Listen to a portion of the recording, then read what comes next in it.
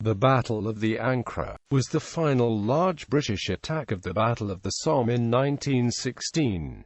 After the Battle of Flers, Courcelette on the 22nd of September, the Anglo-French armies tried to press their advantage with several smaller attacks in quick succession, rather than pause to regroup and give the German armies time to recover. Subsequent writers gave discrete dates for the Anglo-French battles, but there were considerable overlaps and continuities of operations, until the weather and supply difficulties in mid-November ended the battle until the new year. It was fought by the Fifth Army under the command of Lieutenant-General Hubert Gough against their German First Army. The intent of the British attack was to fulfill complementary objectives. Political discontent in London would be muted by a big victory, as would doubts of British commitment by its allies. British loyalty to the Chantilly strategy of 1915 would be seen to be upheld, and the capture of Beaumont-Hamel and Ancre would go some way to redeem the failure of the 1st of July and obtain ground on which the British would have a tactical advantage. The attack was the largest in the British sector since September and had a 7-day preliminary bombardment, which was twice as heavy as that of the 1st of July. Beaumont-Hamel, Street, Pierre de Vienne and Beaucourt were captured, which threatened the German hold on Ancre further north. Edmund Blunden called the battle a feat of arms vying with any recorded. The enemy was surprised and beaten. 4 German divisions had to be relieved due to the number of casualties they suffered, and over 7,000 German troops were taken prisoner. Background: tactical developments. After meeting on the 17th of October with Lieutenant-General Sir Henry Rawlinson, the Fourth Army commander, and Gough, General Sir Douglas Haig, the commander of the British Expeditionary Force, cancelled the Third Army operation planned in September, and on the 23rd of October, the Reserve Army attack was reduced from a converging attack towards the Ancre River to an attack up the valley. The failure of the Fourth Army attack of the 18th of October caused another revision of the plan. The Reserve Army was to capture the rest of Thiepval Ridge with 2nd Corps on the 21st of October. The 4th and French 6th Armies were to attack on the 23rd of October, and the reduced Reserve Army attack on both sides of the Ancre was to begin on 25 October. Gough issued a new operation order on the 15th of October and began another reorganization on the north side of the Ancre. The 2nd Corps operation on the 21st of October succeeded, but the rains returned on the 24th of October. The main attack was postponed until the 25th of October, then cancelled, and Gough was given discretion to continue with postponements by Haig. On the 27th of October, Gough set the 1st of November as the provisional date, postponed it again on the 29th of October to the 5th of November, and on the 3rd of November, Haig gave Gough the choice of cancelling the attack and resuming operations when the weather improved. On the 5th of November, Haig suggested a subsidiary attack if the state of the ground justified the effort. Gough proposed an attack on the 9th of November but preferred to delay the main effort. Haig agreed that there should be no attack until the ground was dry enough for infantry to move freely, and there was a forecast of 2 days of fair weather. Another postponement followed. On the 3rd of November, Major General Rudolph Cavan, the 14th Corps commander, wrote to Rawlinson, objecting to the renewal of attacks on Le Transloy, having already lost 5,320 casualties.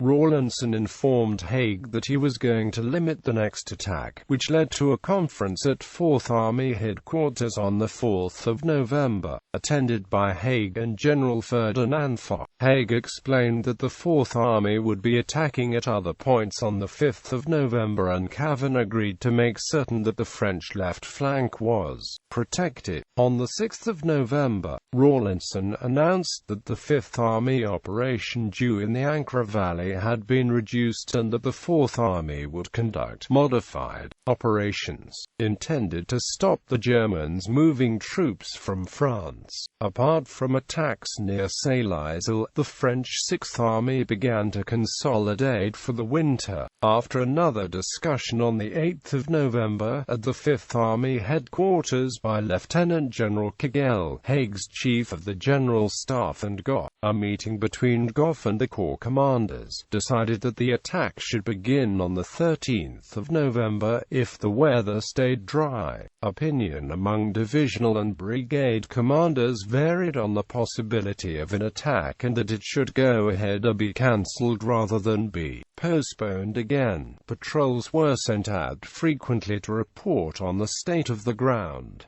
On the 10th of November, Gough set the attack for 5:45 a.m. on the 13th of November. After studying the Fifth Army plans, Haig allowed the attack to go ahead, and Gough later arranged with the Corps commanders that operations towards Pyes Knolls would begin if the attack on the 13th of November went well but avoided detail due to the uncertain weather. On the 15th of November, Gough was visited again by Hubert to discuss the end of the offensive. After consultations with his subordinates, Gough asked for permission to continue for 2 more days, weather permitting, which was given that evening. By the morning of the 16th of November, Gough had heard that Munich and Frankfurt trenches were still held by the Germans and that casualties had been higher than hoped. Attacks against Serre were abandoned and the main effort was made on the 18th of November by 2nd Corps pushing down towards the south bank of the Ancre. 5th Corps on the north bank was to provide flank support by capturing Frankfurt Trench, advancing along Ancre Trench and taking Bois d'Hollande. The attack was delayed until the 18th of November to be certain that preparations were complete. Prelude: British offensive preparations. To be ready for the big attack intended for the 12th of October, Gough began to concentrate more troops in the area north of the Ancre. In early October, the north bank was held by the 39th Division of 5th Corps up to the boundary with the 3rd Army at Eboutin. On the 1st of October, the 2nd Division was moved in on the left of the 39th Division to hold the ground from Redden Ridge to the Army boundary. On the 4th of October, the 13th Corps headquarters was brought out of reserve to control 1,500 yards of the front line up to the junction with the 3rd Army, and the 2nd Division was relieved on the left by the 51st Division. The 39th Division was transferred to the command of 2nd Corps on the 2nd of October and then took over the area south of the Ancre on the 5th of October, by extending its right boundary to relieve the 18th Division at Thiepval. By the 7th of October, 13th Corps had the 51st and 19th Divisions in line, and on the 8th of October, 5th Corps relieved the 2nd Division with the 3rd and 63rd Divisions.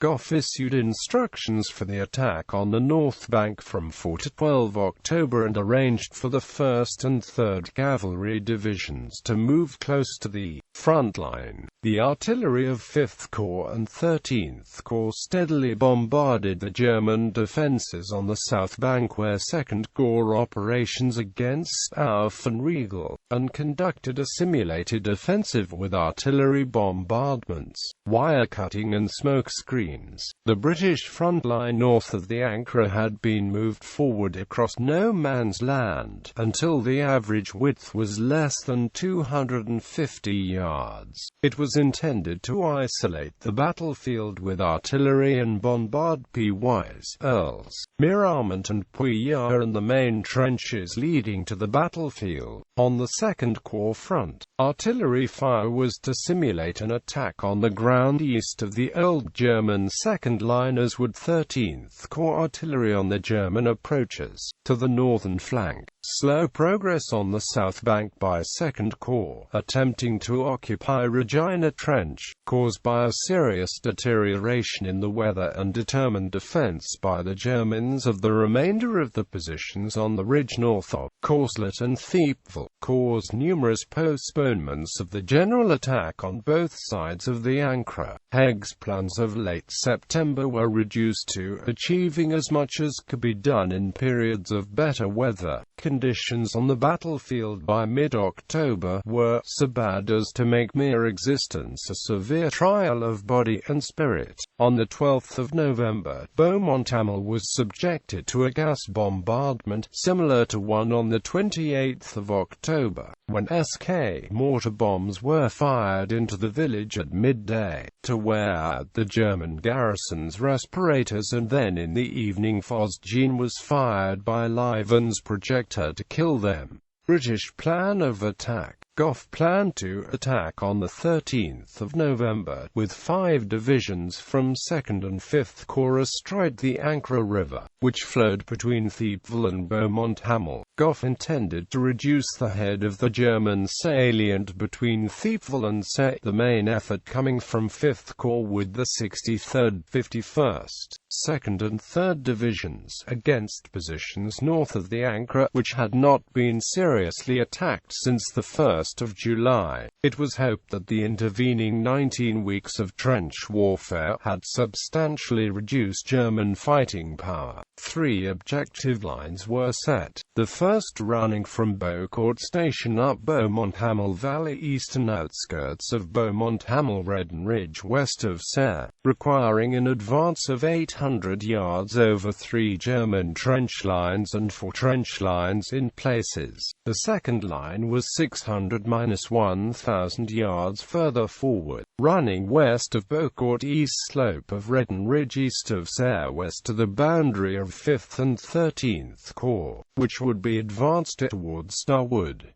The final objective was set at Beaucourt, the Pouilly Road Valley second line. 2nd Corps with the 4th Canadian 18th, 19th and 39th Divisions was to advance from Stuff Trench and Schwaben Redoubt to the Hansa Line to force the Germans out of the defences. From Schwaben Redoubt Saint-Pierre-d'Ivian as far back as Beaucourt, securing the road bridges by Beaucourt Station and Beaucourt Mill by 7:25 a.m.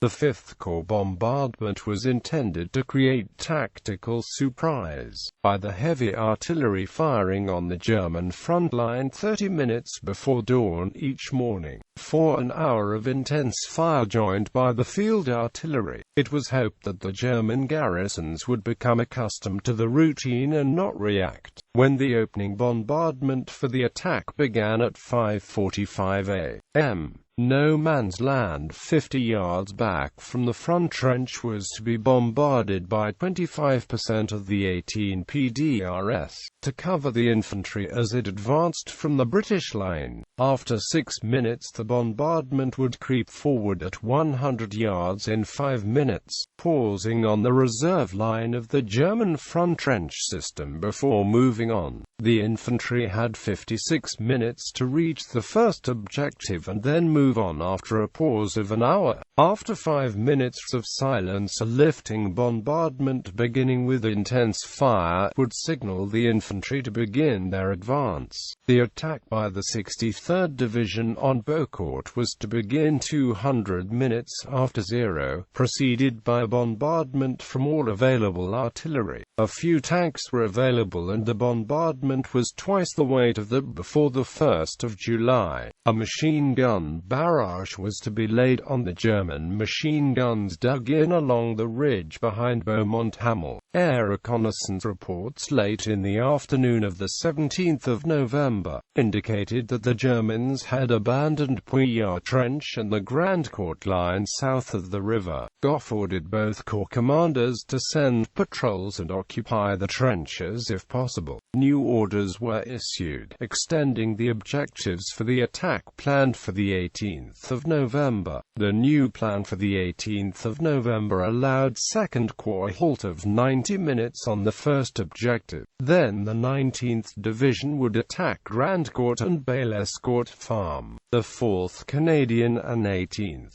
Divisions would then advance and take Grandcourt Trench to link with the 19th Division at the east end of Hurtcourt. 2nd Corps was then to cross the Ancre to take Bailescourt Farm. 5th Corps was to synchronize its advance to Pouillard Trench and River Trench up to Artillery Alley on the north bank of the Ancre. Lieutenant-General Claude Jacob, the 2nd Corps commander, protested against the plan and was overruled, despite patrols from the 19th Division finding Germans repairing the wire of the Grandcourt line. German defensive preparations agents had warned the German command by the 12th of October that an offensive was looming on the Ancre. On the 2nd of November, General von Below, commander of the 1st Army, reported that he expected an attack between the Ancre and Gommecourt and that there were signs that British attacks further east were over for the year.